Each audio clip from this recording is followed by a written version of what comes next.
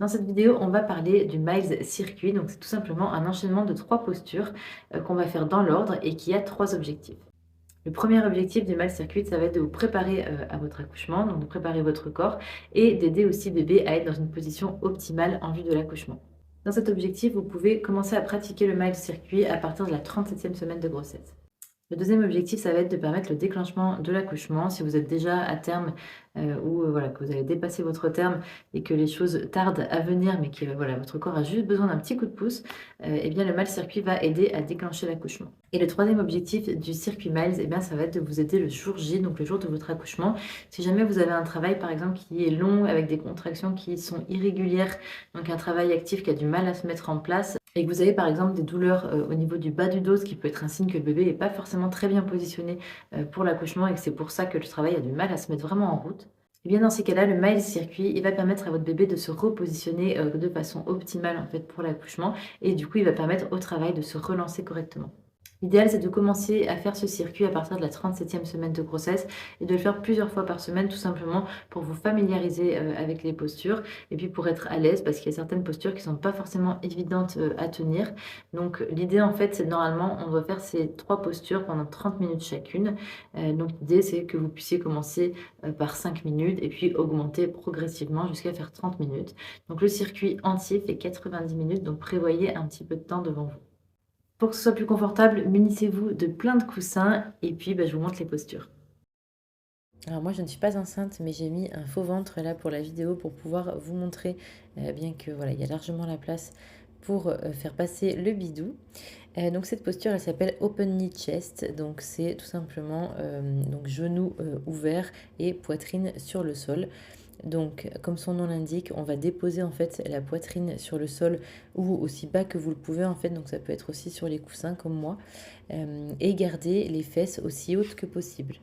Les genoux sont bien écartés donc et l'angle donc formé entre votre torse et les cuisses, il doit être supérieur à 90 degrés. Vous pouvez aussi faire cette posture sur un lit si c'est plus confortable pour vous. Dans tous les cas, je ne vous cache pas que cette posture est vraiment assez inconfortable, hein. Je pense que c'est la plus inconfortable des trois. Donc voilà, c'est pas évident de la tenir. Donc commencez par 5 minutes et puis vous augmentez progressivement. Mais en tout cas, cette posture, elle est vraiment essentielle et il faut bien la faire en premier puisqu'en fait, elle permet au bébé de sortir légèrement du bassin et de retrouver davantage d'espace pour pouvoir se tourner si nécessaire. Cette deuxième posture, c'est la position allongée sur le côté. Donc vous allez simplement rouler sur un côté en vous mettant le plus possible sur le ventre. Donc pour cela, vous pouvez vous aider des coussins. Donc ça va vous aider à placer votre ventre. Mais voilà, l'objectif, c'est vraiment d'avoir le ventre le plus possible contre le sol ou contre le matelas si vous faites ça sur un lit. Donc voilà, comme sur la vidéo. Vous allez donc relever le genou le plus haut possible, voilà, pour vraiment permettre l'ouverture du bassin en fait. Et c'est favorisé aussi par la position asymétrique. Et la jambe au sol, elle reste bien droite. Dans cette posture, profitez-en pour vous relaxer, pour vous endormir même. C'est une posture qui est assez agréable, surtout si vous le faites sur votre lit. Donc voilà, vous allez avoir vraiment l'impression de prendre un moment pour vous relaxer. La prochaine fois que vous ferez le circuit Miles, pensez par contre à bien changer de côté, puisqu'on fait un côté à la fois. Et la dernière posture, ce sont plutôt des mouvements asymétriques. On va pour cela faire des fentes. Alors, vous pouvez vous aider d'un tabouret comme ici, ou voilà, je vais vous montrer plusieurs options. Si vous avez le pied posé sur un tabouret ou sur une chaise, eh bien faites attention à avoir l'intérieur du pied légèrement tourné vers l'extérieur et le genou légèrement tourné vers l'extérieur aussi. C'est ce que je montrais en début de séquence.